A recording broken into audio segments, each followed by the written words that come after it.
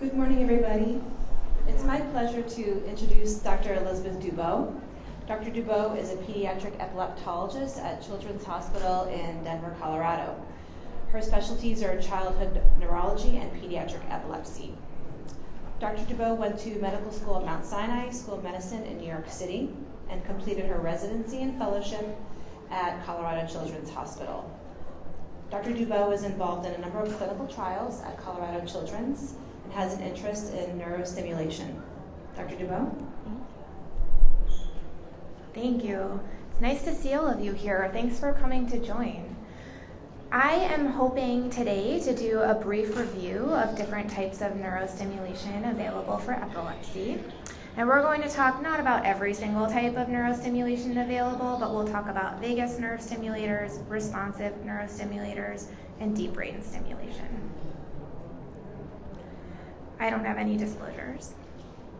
I feel like it's an important thing to say.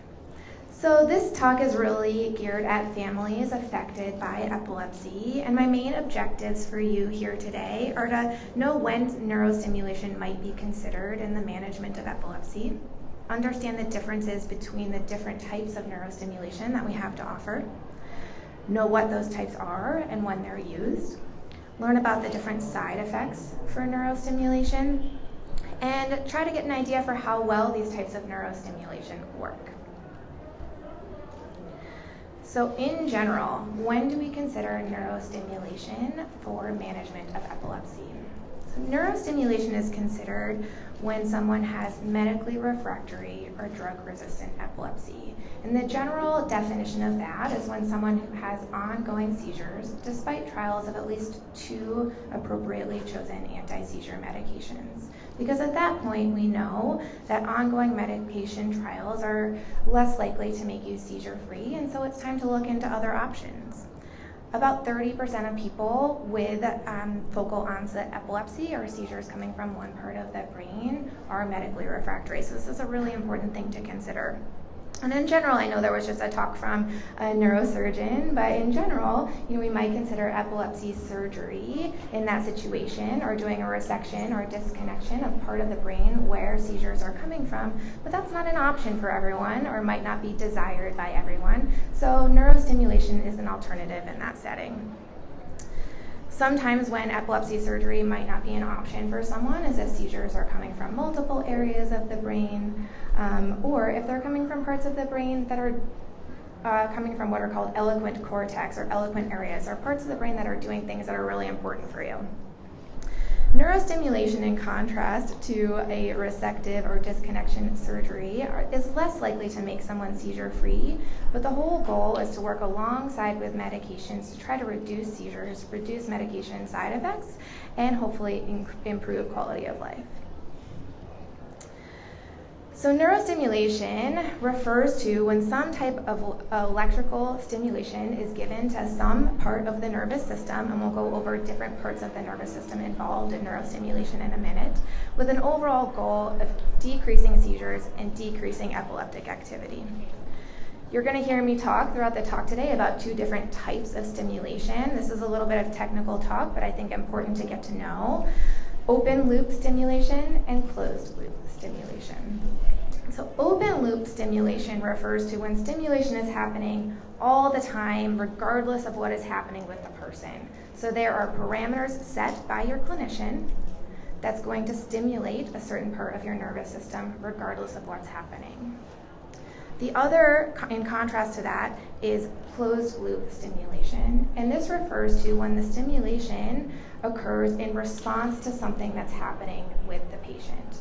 An example of this is going to be when we talk about responsive neurostimulation, or RNS, where that stimulates in response to a seizure or some parameter set by your clinician to deliver a stimulus. So those are the 2 different types of stimulation that we have.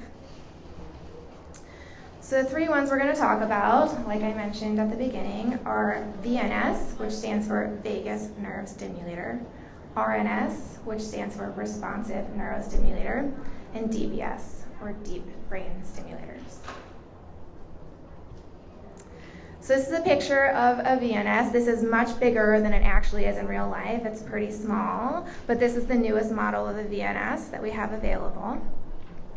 And this is actually a picture taken from the Lenovo website, the makers of the VNS, to demonstrate what it looks like. So a VNS, or a vagus nerve stimulator, is FDA approved right now for people aged 4 years or older with medically refractory focal onset epilepsy to use as an adjunctive therapy along with medicines to help reduce seizures. What it is there is this pulse generator, like I said, much smaller than it looked like on that initial picture, that gets implanted into the chest on the left side and connects to the vagus nerve, the left vagus nerve in the neck on the left side. And it provides this open loop or regular stimulation that's predetermined by your clinician and with ongoing stimulation, with the overall goal of helping to reduce seizures. So the main question might be, well, what is the vagus nerve? What are you stimulating and what is this doing? The vagus nerve is one of the main connectors between your brain and the rest of your body. So it runs between your brain and some of these other organs, your heart, your lungs, your blood vessels, your GI tract, carries information down to those organs and also carries information back from those organs up to the brain, and is responsible for much of what your autonomic or your automatic nervous system. It also sends some information to muscles in the head and the neck, which will be important when we talk about side effects in a moment. But why does stimulating the vagus nerve help reduce seizures? $1,000,000 question. We don't really know. We have a lot of theories, but somehow it tends to reduce seizures. So we don't really know why it works, but based on where the vagus nerve runs through and some other studies, we think that it has an effect on neurotransmitters, specifically norepinephrine and serotonin. Part of that comes from the location that the vagus nerve travels through, so it travels through some of the nuclei or parts of your brain where those are released. And we also know that in people who have had their cerebrospinal fluid evaluated, and when they have a VNS, they tend to have higher levels of serotonin and things that are made from serotonin in their cerebrospinal fluid. It might have effects on other neurotransmitters. There's also some data that it might affect the networks. We all talk about seizures and epilepsy as being a network of lots of things working together. So it might affect the network between the outer parts of your brain and the thalamus, which is a deep part of your brain that we'll talk about a little bit later. And might have some role in modulating or affecting inflammatory processes in the brain. So there's a few different ways that the newest models of VNS work. So like I talked about, the baseline stimulation is this open loop stimulation. So there are set parameters that are programmed by your clinician to stimulate throughout the day. So it'll be on for a little bit, off for a little bit, on for a little bit, off for a little bit, all throughout the day. The newer models have an ability to change settings between daytime and nighttime. So if you're getting symptoms at night, you could adjust or turn off the stimulator while you're sleeping at night. It is pretty cool. There is also an auto stimulation feature. So this is part of the closed loop part of VNS, which is that VNS can respond to a rapid increase in heart rate and give an extra stimulation or an auto stimulation in response to a rapid increase in heart rate. The goal of that is to help stop seizures sooner, knowing that about 80% or greater of seizures have an increase in heart rate associated with them. So it's meant to detect that increase in heart rate and deliver an extra stimulation for that. Of course, it's possible that you might have a rapid increase in heart rate from other things, getting really anxious, giving a talk in front of a lot of people, exercising, right? So you might get an extra stimulation in response to that, but it's pretty similar to the stimulation that's being given all throughout the day anyway, so very minimal side effects from that. There's also a magnet. So there's a magnet that these days is placed on a watch that looks much like a smart watch, or you can have it hanging from a necklace. How people carry it with them in different ways. But you can swipe the magnet across the VNS to deliver an extra stimulus that way. So if a caregiver is monitoring you and you have a seizure, they can swipe the magnet across your generator in the chest to deliver an extra stimulus to try to stop the seizure sooner. Just a swipe, 1 to 2 seconds across. And we'll talk a little bit more about the magnet and how it works in a minute. But just like medications that you all are probably familiar with, there's a range of settings that you can use under VNS, and they can range from low to high. Settings in the stimulator are typically turned on, and stimulation is typically started about 2 weeks after a VNS is placed, and then gradually increased over a 7-week period, typically. The newer models actually have an auto ramp feature where it can be set to increase settings every week without you coming into the office to do setting adjustments every week, which is kind of a big deal, especially if you live far away from your epilepsy center, right? Yes. And then once you get up to a higher amount of stimulation, so what's generally increased during that time is the amount of stimulation that's given. So that's the output current. How much stimulus are you given each time it's going off? After that, there's other things that can be adjusted based on how well it's working, side effects that you're getting. So you can also, or your clinician can adjust your duty cycle, which is basically the percentage of time that the device is stimulating, or the amount of time that it's on. So it starts off with stimulating for 30 seconds and then off for 5 minutes. On for 30 seconds, off for 5 minutes. So the percentage of time that it's stimulating, or your duty cycle, is 10%. As a next step, your clinician might decide to decrease the amount of time that it's off.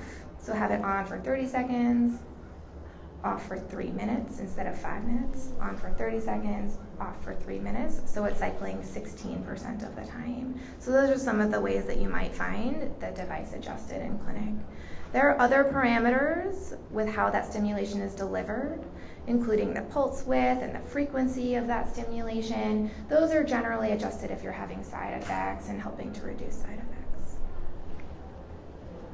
So one of the side effects that we have found with our guy is that when that VNS, so he has one, he's 11, he has one, he's tachycardic fever, and we find that it makes his vocal cords quiver, which caused his neurologist to decrease how soon that was ramped up. Is that a common thing? And I know that it's disturbing to him. Yeah, no, thank you for bringing that up, because of course none of these things are without side effects, right? And so we can jump ahead to that and then come back.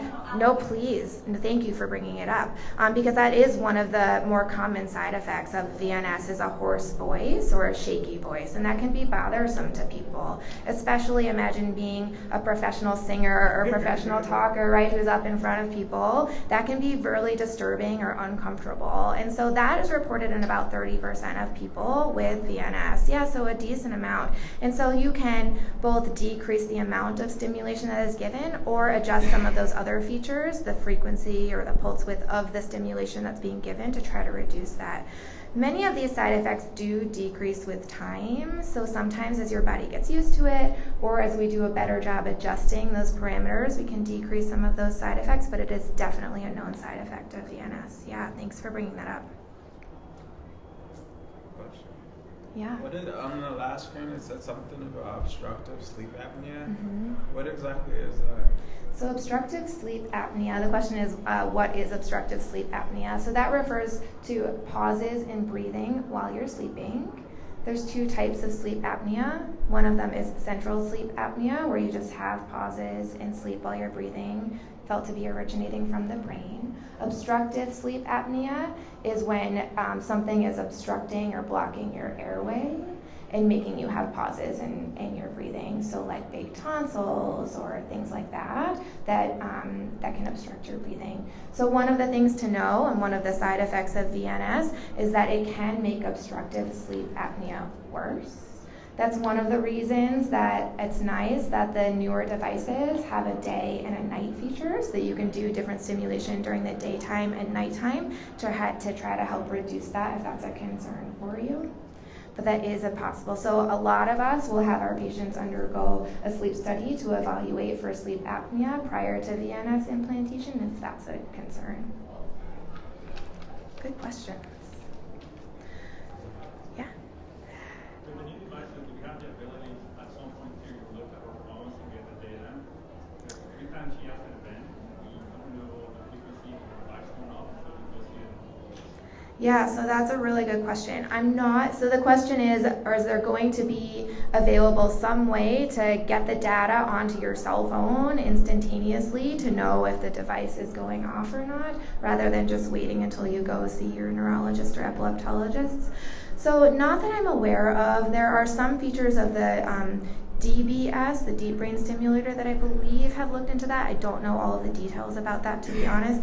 The RNS, or responsive neurostimulator, which we'll talk about next, is constantly assessing information and records it. And when you upload your data into a central database, your clinician can then log on and view it. So I have many patients who say, I think they just had a seizure. I'm not entirely sure. I just uploaded their data. Can you go look?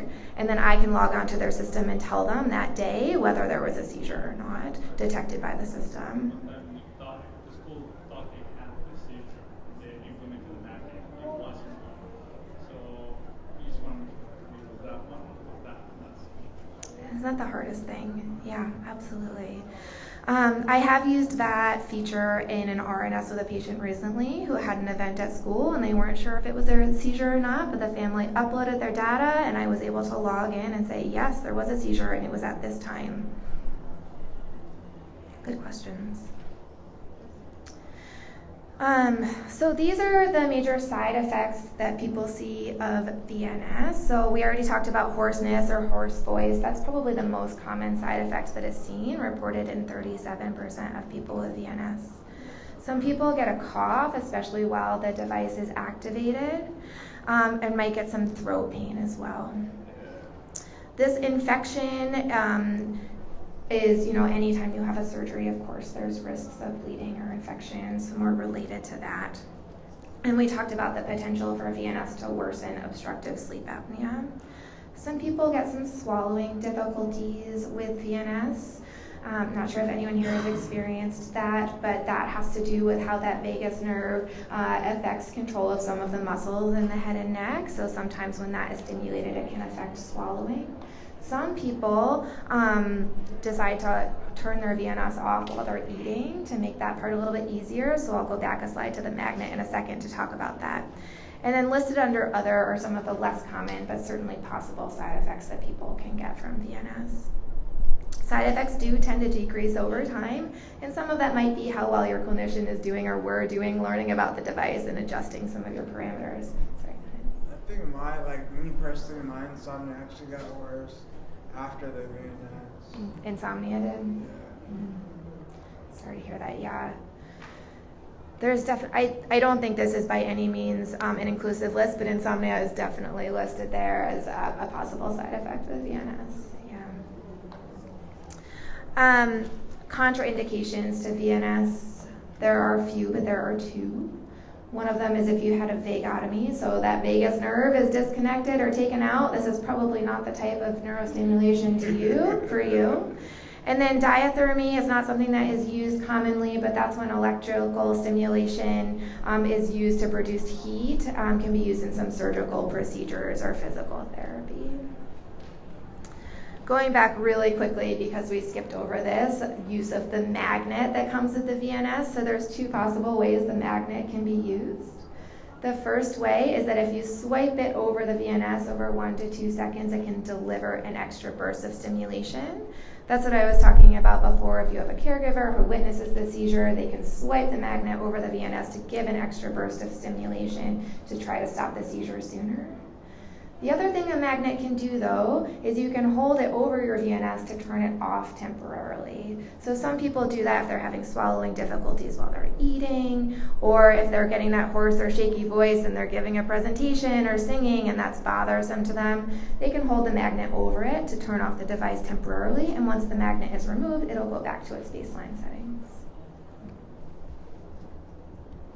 So, how well does it work? Great question. And I wish we had some better studies on this, but we've got some. The overall statistics that your clinician will probably quote to you is that about 50 or 51% of people see about a 50% reduction in seizures with a VNS. That's data that for people who have had a VNS for about 2 to 3 years. And the overall theory, and what we're seeing with many of these types of stimulation, is that they tend to work better the longer that they're in. So those initial studies looking at 1 to 6 months after VNS was placed, they saw that about 25 to 30% of people had that 50% reduction in seizures. You'll hear that throughout the talk as one of the main outcomes in the epilepsy studies is people are considered responders if they have at least a 50% reduction in their seizures. And it might be closer to 60 to 70% of people meeting that threshold later on after 5 or 6 years. There's also some suggestion that VNS improves quality of life. So this has been a trend seen across many studies. Do you have a question? No, I was saying, like, I agree with that. Like, it kind of, like, it reduced the amount of seizures, but it also helps to recover for, like, when I do have a seizure. Like, I'm not in bed for, like, 3 days anymore. I can still resume somewhat of a quality of life. It doesn't restrict me as much as it used to. As I used to restrict me. So you feel like you've had an improvement? Oh, way improvement. That's I've great. experienced when I had to do the epilepsy monitoring unit and they'd have to turn it off. Like I was like, okay, I need this. Yeah, absolutely. And I think 50% reduction in seizures, I guess it depends on how you're looking at your glass, half full or half empty, but I think if someone's going from having 4 seizures a day to 2 seizures a day, that can be a really meaningful decrease in seizures for a lot of people. And so, like I said, there is a trend that's seen across many studies with an improvement in quality of life with VNS, and it was shown to be a statistically significant improvement in quality of life in at least one study, with reported improvements in mood, level of alertness, verbal communication. Some might feel that they recover from seizures quicker with a VNS. And there might be reduced rates of SUDEP as well, with decreased rates reported over time with VNS. Any more questions? Yeah, go ahead. Has there ever been a study where they actually severed the vagal nerve to see if that stopped seizures and rapid levels or low levels? So I don't know for epilepsy that I've seen any that have severed the vagus nerve or cut the vagus nerve to treat epilepsy. It's a great question. There is a famous study where that was done in cat models to look at the vagus nerve in general, but I don't know that that's been looked at for epilepsy. Good question. All right. So that's the basics of a VNS, which is probably the most commonly used type of neurostimulator in epilepsy. But I wanted some time to talk about a responsive neurostimulator, or RNS. So an RNS right now is FDA approved for people 18 years or older with medically refractory epilepsy, with focal seizures coming from 1 or 2 areas of the brain. You might see that it's used in younger people too. I know at my hospital we use it in adolescents as well, and that's currently being studied. But right now the FDA approval is for 18 years and older. And this is, like other types of neurostimulation, considered when a surgical resection or a disconnection isn't a great option for someone. So it might be that someone has seizures coming from parts of that eloquent cortex or parts of your brain that are doing something really important for you, like where your motor skills are coming from, or motor function. And taking out that part of the brain isn't going to give you the side effects that, is going to give you side effects or declines that you don't want. Stimulation in that area might be beneficial for you. So this is different than a VNS because this is actually leads implanted into or on top of the brain itself. So whereas the VNS is implanted in the chest, activates a nerve in the neck, this is a stimulator in the brain. And this, like I mentioned at the beginning, is a closed loop stimulator. So it responds to a seizure happening or some type of parameter that your clinician sets up that these electrodes that are in your brain detect, and then gives or delivers an electrical stimulus in response to that. It's also, like we just talked about, continuously recording data from your brain, and is recording this ECOG, or electrocorticography data from these electrodes that you can then upload into a database that your clinician can log in and see. So it provides a lot of great long-term EEG data. It also means that you have homework. So as a physician, I can't view your data on the RNS unless you download it onto the system and then upload it onto that database. So you've got work to do if you have an RNS. I see people nodding like you've had to do this before. I think that's not something that's understated. I think it is something that can be very understated. It takes time. But this is a little diagram of what it looks like. So the generator, the pulse stimulator, is actually implanted in the skull for an RNS, and it can be connected to electrodes that are either a depth electrode or a strip electrode. So a depth electrode actually goes into the brain, and a strip electrode is kind of sitting on top of parts of the brain. Based on the trials, 4 types of electrodes can be implanted at a time, but only 2 can be connected to the generator at a time. So most people have 2 electrodes implanted and connected to the generator. Where those are implanted, it depends on probably a big workup that you did with your epilepsy providers and your clinicians before then, and commonly requires intracranial or stereo EEG monitoring to help figure out where exactly those seizures are coming from. Because you want these electrodes to be close to your seizure onset zone or area where those seizures are coming from, so that it can detect a seizure quickly and deliver a stimulation to try to stop that seizure quickly. Each of those electrodes themselves have 4 contacts that can be used to deliver a stimulation, and one of the things that can be adjusted is which of those contacts you use to deliver that stimulation. There is a magnet for an RNS as well, but unlike the VNS magnet, where you swipe it, it delivers an extra stimulus. The RNS magnet marks your file and says, hey, doc, I think I had a seizure at this time. Can you take a look at that? It's just a bookmark or a marker in your file rather than giving any extra stimulation.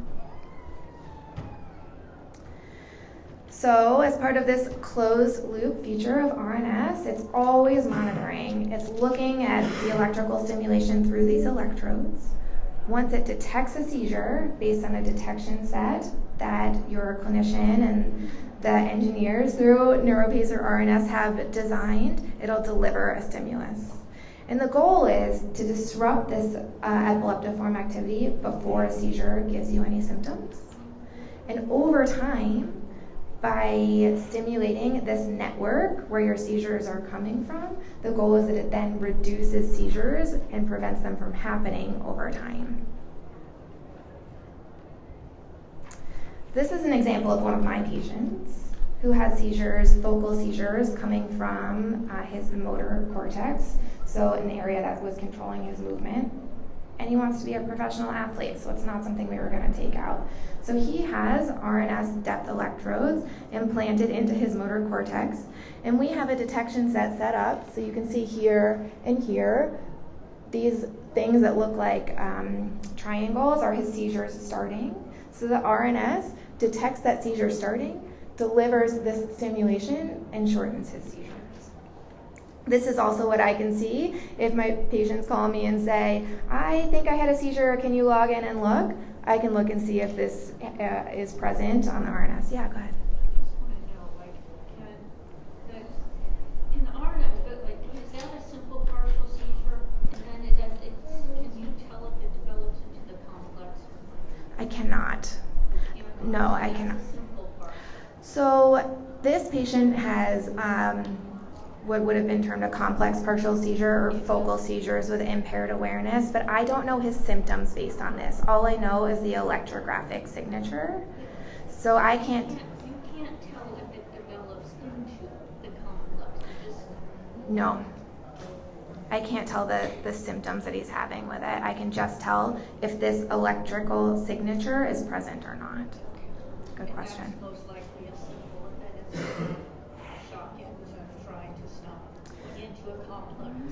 Well, so the difference between a simple seizure and a complex seizure is whether you have any alteration in awareness with it. So the goal over time is that it stops these seizures early on so that they don't develop into having those bigger features and altered awareness. But I can't tell based on this if she has progressed. Look at development further. But it'll shock it to try to stop it from progressing. Correct. Good question. Yeah. But this shows you, these are the types of things that we're looking at and looking for in our detection sets that tell the RNS when to stimulate. So there are many different things that can be adjusted on an RNS, and this depends on each individual person. In general, we try not to make adjustments to settings more than every 3 months or so because it takes time to take effect and know whether it's helpful or not.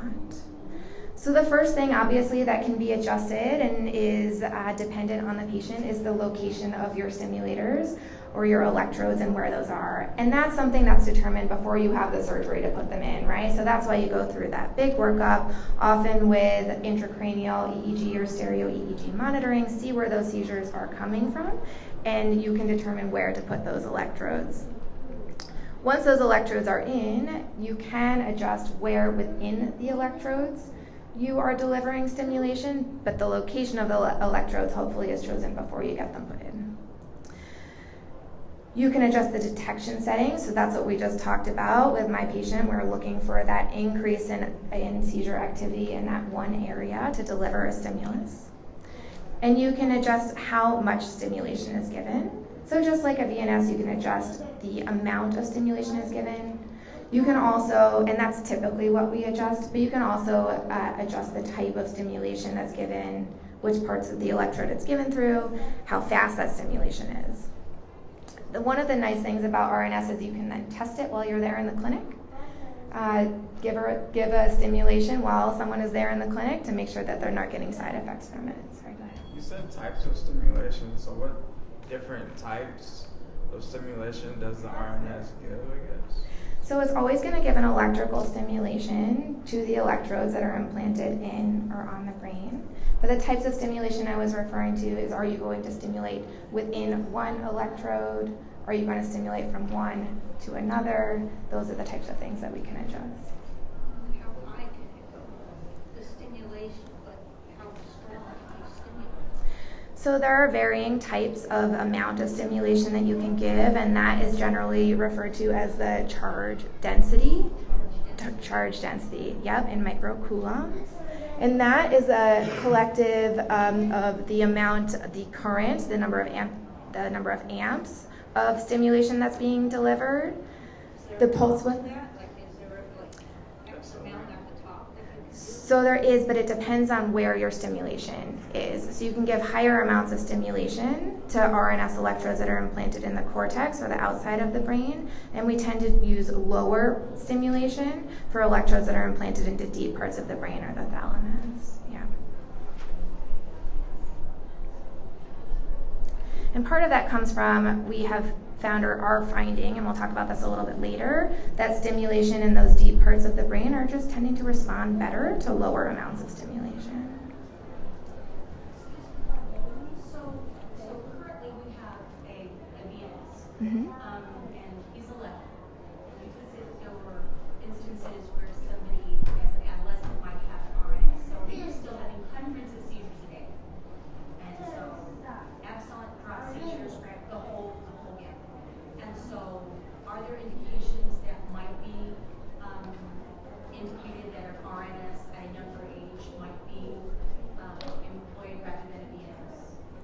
So that's a great question. With multiple different types of seizures like that, VNS is often the go-to type of neurostimulation to start with.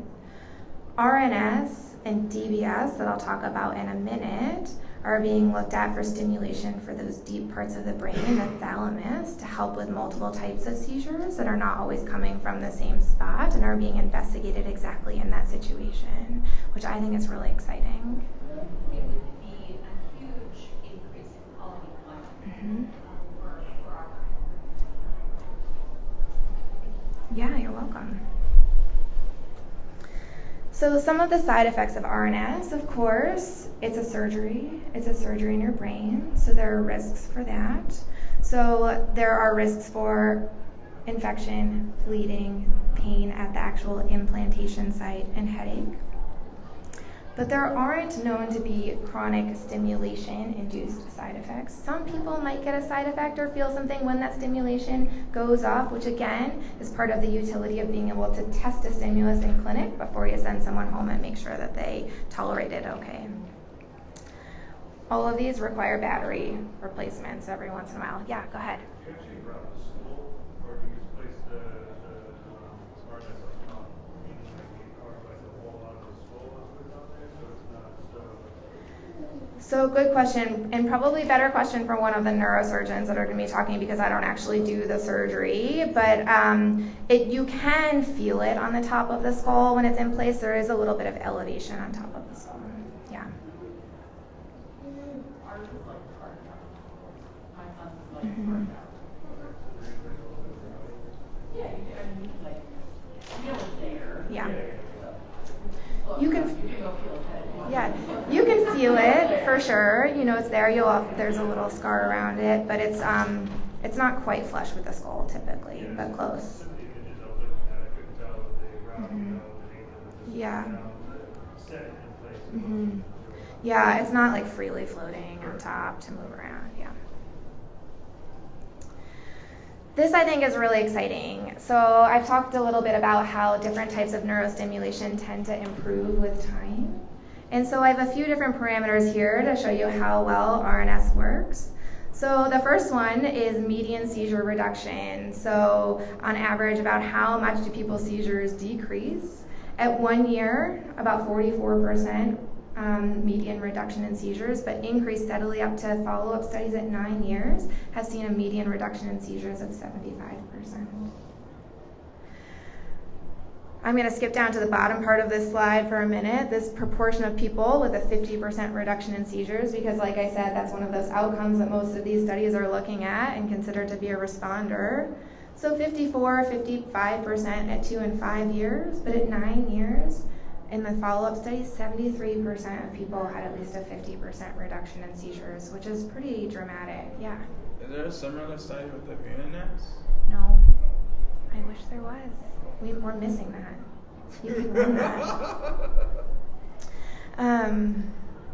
That's the worst. That's like in medical school when you say, "Can you tell me this answer?" And then all of the attendings would say, "That's a great question. You should go investigate that." Yeah. Some people do achieve seizure freedom with an RNS, which is also really exciting. So at 2 years, 9% of people were seizure-free for at least 3 months. At 5 years, 16% of people were seizure-free for at least 3 months. And at 9 years, 21% of people were seizure-free for at least 6 months with an RNS, which is pretty amazing. Would that be also for people with LGS? Great question. That comes into the what's more to come. You're welcome. So things that we're looking at, so these all tie into your questions. So our RNS in adolescents and RNS in the thalamus, or a deep part of the brain, which is going to tie into what we talk about with DBS, or deep brain stimulators. But a lot of people are looking into it right now for an RNS as well, hopefully to use it for generalized epilepsies and Lennox-Gastaut syndrome, which I find to be one of the most exciting. Did you have? That's what we have for. Got it. Have you had? I don't want to pry any questions. If you've had success or anything that you want to share, please. Yeah, feel free. so my son's studies 4, and we like him last summer at UCLA. He is in the 1% of kids that bad things happen to them, and so he had an infection.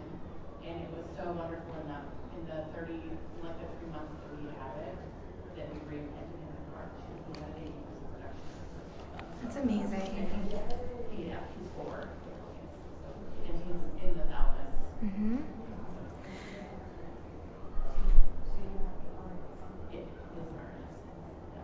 Yeah. And we're going to talk about that next, because I think that that's really what got me interested in neurostimulation. I just think it's amazing that we have this potential surgical technique that we can use for LGS. Yeah, go ahead. What is the success rate that each person is seeing with spasm or mental spasm? That I don't have data on that. Good question. I don't think, so that's not something that's been specifically studied. We're going to talk about that with thalamic stimulation. So deep brain stimulation, or DBS. And I'm using this to talk about thalamic stimulation, or stimulation of the thalamus, or a deep part of the brain, because that's where the studies are coming from. And then we'll talk a little bit about how many of us are branching out and using RNS in the thalamus for similar reasons as well. So deep brain stimulator, or DBS, right now is FDA approved for people 18 years and older with refractory focal onset epilepsy. The studies use people who had tried at least 3 anti-seizure medications rather than 2, but clinically it's used in a similar situation. When surgery is not a great option. DBS, similar to VNS and unlike RNS, is an open loop stimulator, so constantly stimulating, not necessarily in response to something that's happening with the patient. So this is a generator like the VNS that's implanted under the skin in the chest or the abdomen, but the stimulators are in the brain. So kind of half what an RNS looks like and half what a VNS looks like. So the stimulators are going into the thalamus, that deep part of the brain. And there's many different parts of the thalamus that they can be implanted into. So I'll talk a little bit about the studies that got it approved, look at implantation into the anterior nucleus of the thalamus. But for many LGS patients or patients with generalized epilepsy syndromes, it's being looked at to stimulate the centromedian nucleus of the thalamus. We also don't really know how this works, which is a theme I'm sure many of you have come across in neurology and epilepsy. We wish we knew a lot more than we actually know. But there is thought that chronic stimulation or ongoing stimulation, at least in the anterior nucleus of the thalamus, in primate models, increases GABA, which is one of your main inhibitory neurotransmitters or calming neurotransmitters in parts of the brain in monkeys.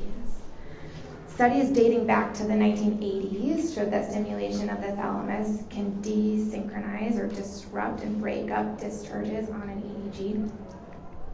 And that's being shown in studies looking at stimulation of the centromedian nucleus of the thalamus. And the goal, just like an RNS, is to stop seizures quickly and affect those networks and reduce the amount of seizures that someone has. So looking first at stimulation of the anterior nucleus of the thalamus, because this is what it is FDA approved for right now. So this is primarily used for focal onset epilepsy, for seizures coming from the temporal lobes or the front part of the brain.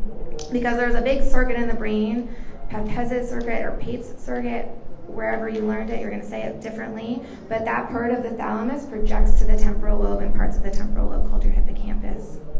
And then also there are projections to other types of the brain after that. So the thought is that stimulating that area might inhibit the spread of seizures through this network. So this is, this talk wouldn't be completed without showing some type of, clinical trials that are involved in these types of stimulation. So this is a seminal trial from 2010, the SANTI trial, which stands for stimulation of the anterior nucleus of the thalamus for epilepsy. This looked at adults, 110 different adults with refractory focal onset epilepsy, and these saw a pretty impressive decrease in seizures with DBS stimulation. So what they did is they implanted DBS in these patients, had a period of time where some of the patients were getting stimulation and some were not. Interestingly, at first follow-up, all of the patients, whether they're getting stimulation or not, showed a decrease in seizures by about 22%, thinking that just touching that part of the brain might affect seizures coming through that area some way. But then there was a difference between those who got stimulation and those who did not after that. So at 3 months, seizures decreased by 40% in those who had stimulation compared to those who did not.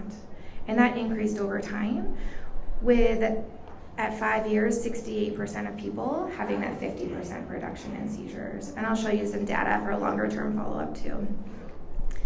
This worked best for focal onset seizures coming from the frontal lobes or the temporal lobes, which is why it's FDA approved for focal onset epilepsy. And this is what led to the FDA approval. Just recently, so just last year, the 10-year follow-up was published, and so these looked at 73 out of those initial 110 patients and looked at reduction in different seizure types over time. So they saw a significant reduction in patients' self-reported most severe seizures, focal impaired or aware seizures, or those complex partial seizures, the other name for it, and focal to bilateral tonic-clonic seizures. Those focal aware seizures at the bottom there, that would be the simple partial seizures, so different names, same type of seizures. But significant reductions over time. And 18% of people were seizure-free for at least 6 months with DBS in this long-term follow-up study. I kind of skipped over maybe the most important part, that the median seizure frequency reduction at 7 years was 75%. And at 7 years, the responder rate, so that same thing that all these studies are looking at, greater than a 50% reduction in seizures, was 74%. Pretty amazing. Central median nucleus, this is what I find to be really exciting, and I think we're working on getting more data on this and using this more frequently, but this is what's being looked at for generalized epilepsies and Lennox-Gastaut syndrome. So the thought is that this nucleus of the thalamus projects really widely to lots of parts of the cortex in the brain. And so studies that looked at EEGs with stimulation in this part of the thalamus back in the 1980s showed that electrical discharges on the EEG can be disrupted or desynchronized by stimulating this area. There were some limited trials in the early 1990s. 1992, I think, was the first one published, but work has been being done on this since the 80s.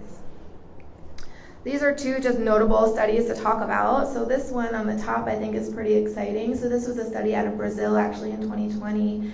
Small numbers, all of these are small numbers, which is a big limitation, but they looked at 13 patients with generalized onset epilepsy and saw a significant reduction, I think this was one of the questions, in tonic seizures, atonic seizures, bilateral tonic-clonic seizures, and atypical absence seizures, with response rates of those varying from 66 to 89% reduction in seizures.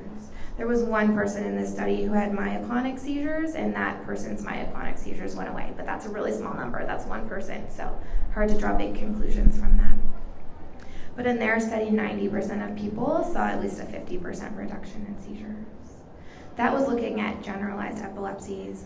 This trial on the bottom is looking at thalamic DBS stimulation for Lennox-Gastaut syndrome. So this is a really interesting one, and this is just published this year.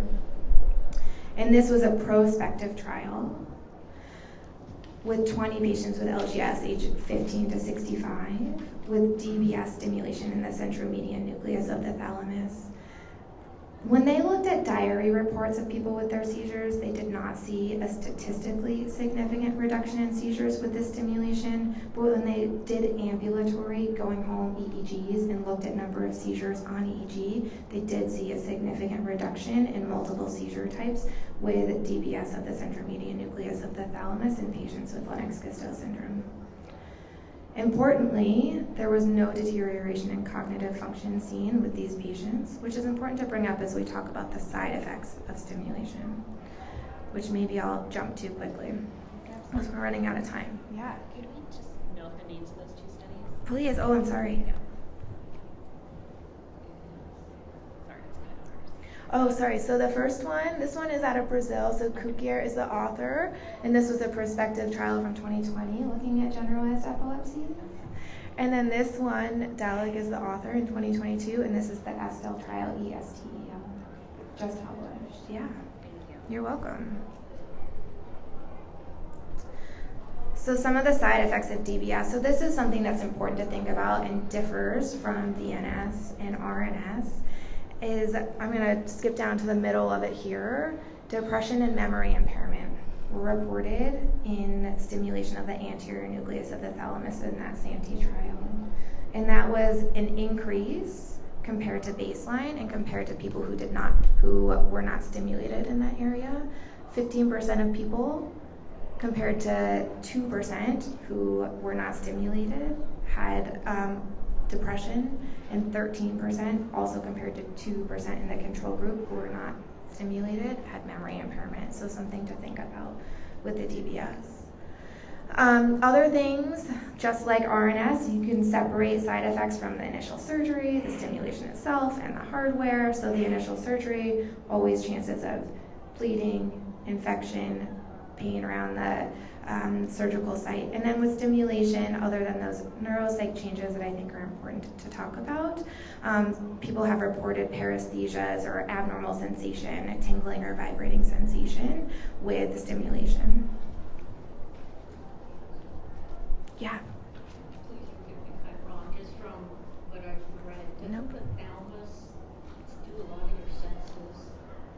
And then, so how, like, does it have any effect on the sense? Because there's only one sense that the computer, that it doesn't affect. You're right. In the thalamus. You're right. I could be totally wrong. No, you're right. Most of your sensory pathways, with one exception, travel through your thalamus to outer parts of the brain. And so a theory is that that's why you can get some abnormal sensation with stimulation of the thalamus. What's the one sense that doesn't travel through that? I think it's smell. Yeah, I think so. Mhm. Yeah. Will it have an effect on that? Most people, so the paresthesias were reported about a quarter of patients with DBS, so not all, but some. Sorry, you had a question too. Thank you. Mhm. The depression, was that a continued situation, or was that something that kind of resolved with becoming more familiar with the DBS implant? Also, the memory impairment, was it long or short-term memory? Good question. So these numbers are reported from that initial Santee trial but had persisted in the long-term follow-up trial. I don't know about which specific types of memory. I'd have to go back to the trial and look, but I'm sorry, I don't know the answer to that question. Yeah. You're welcome. This I also find really exciting, that this type of stimulation can also work better the longer that it's in. So median or average seizure reduction at 2 years, based on patient diaries in this study, was 56%, but increased up to 75% at 7 years. The amount of people with at least a 50% reduction in seizures increased from 54 to 74% in longer-term follow-up. There were trends towards an increase in seizure freedom rates, an improvement in quality of life, and reduced rates of SUDA as well. This I wanted to make sure we talk about because our studies on this are so small, but this is what a lot of us are working towards in our clinical practice right now, is using RNS in the thalamus for refractory generalized epilepsies and Lennox-Gastaut syndrome. And this is what I'm really excited to be doing at our hospital, is implanting most commonly that central median nucleus of the thalamus with an RNS to try to respond to seizures that network or come through the thalamus, deliver a stimulation in response to that seizure, and help stop those seizures sooner and reduce those seizures over time. It's off-label. That's not FDA approved. I think that's fairly important for me to say. But it's exciting that these are kind of the forefronts of epilepsy management, and having surgical options for families affected by Lennox-Gastaut syndrome is really exciting. Do you have, are you collecting data on depression and memory impairment? Yeah, so thank you for bringing that up. I think I had a note about that in here somewhere. Oh, I guess not. Yes, that is being looked at as well. So I'm not doing a clinical trial on neurostimulation at my center, but studies are looking at that. Yeah. Yeah. Like our brain is a learning machine. I feel like it learns to create seizures almost like they've been around for your whole life. Being 18 and older, you're like losing this whole time as like a child. If you haven't as a child, how can we start these trials? Get the insurance companies and everything just to start these at a younger age, so that maybe we have a check mark as we move along, we can stop these seizures from your brain, teaching your brain to continue to have these. You should become, if you're not already, an advocate for pediatric epilepsy. It's a great point. All of these studies are done in adults, right, and approved for adults, so we're running out of time. But you're right. Seizures are a network, and your brain gets trained to have seizures, right? And the more seizures you have, the more those networks, those back roads become highways, right? And make seizures easier to happen. And so implanting earlier might have better effects. And so we're looking at that. At my hospital, we're doing it clinically. So we are doing the lambic implantation with RNS for younger patients with the hope that it's going to help. But I have to be honest that we don't have good data on it right now because those studies are a lot harder to do. Mm-hmm. Great point. Yeah. With your study going on right now, it's a clinical trial, and that's how the kids under 18 were able to get. No, I'm not part of a clinical trial. We're using it for clinical reasons. So patients who have refractory Lennox-Gastaut syndrome. Yeah. And they were able to get it through insurance because of the recommendation. Mm-hmm. Okay, perfect. And then what was the thought between, so I also have a daughter with LGS, to do it with the RNS versus the DBS? Was it kind of just based on the closed open loop kind of concept, or just? So the thought behind it, I wish I had a better answer for you, but at my center, we're just used to doing RNS and better at programming it than DBS, and getting DBS approved because it's not something we've done for epilepsy at our center has been many hoops to jump through. And these studies and these people are reporting pretty good rates with RNS as well. So that's why we're starting with that at our center, but that's not a clinical trial or published data or anything. Mm-hmm. Yeah, you're welcome. Other questions? And I'll put this up here.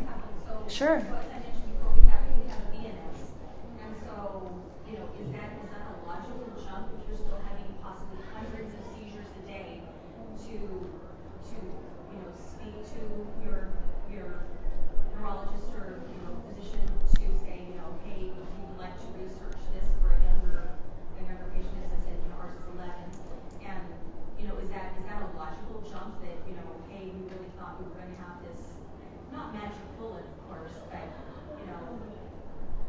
to increase his quality of life, because that's really what it's all about. Yeah, and that's how we're using it in our clinical setting as well. If someone has tried a VNS first and seizures are ongoing, considering this as a step after that, stimulation of the centromedian nucleus of the thalamus. Okay. Mm-hmm. Yeah. So, correct me if I'm wrong, but it seems like the RNS is having the least amount of side effects as far as just across the board. Do you agree with that? Yeah, as far as RNS in the thalamus, though, and whether you'd see that memory or cognitive impairment like DBS, I don't know yet. One last question. Does the vagal nerve actually go through the thalamus, you said? So, not directly, but the thought is that it sends kind of projections to and affects the thalamus, and that's one of the theories for how the vagus nerve can help reduce seizures. But having a VNS is not a contraindication to having stimulation in your thalamus. Oh, okay, so VNS is not, okay, say that a little bit? You can have a stimulator in your thalamus, DBS, or as some centers are doing, RNS, and still have a VNS. Mm-hmm. And that's one being open loop and the other being closed, right? Right, so an RNS is open loop. There is a way to program an RNS is closed loop. There is a way to program an RNS for it to be open loop and stimulate all the time to kind of act like a DBS, but that's not typically how it's used. How often are they upgrading RNS? As far as, like you said, that there's a new model that just came out? The VNS had the newer model. Yeah.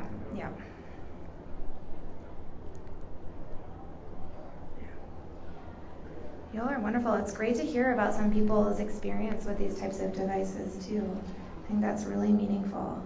Thanks for sharing.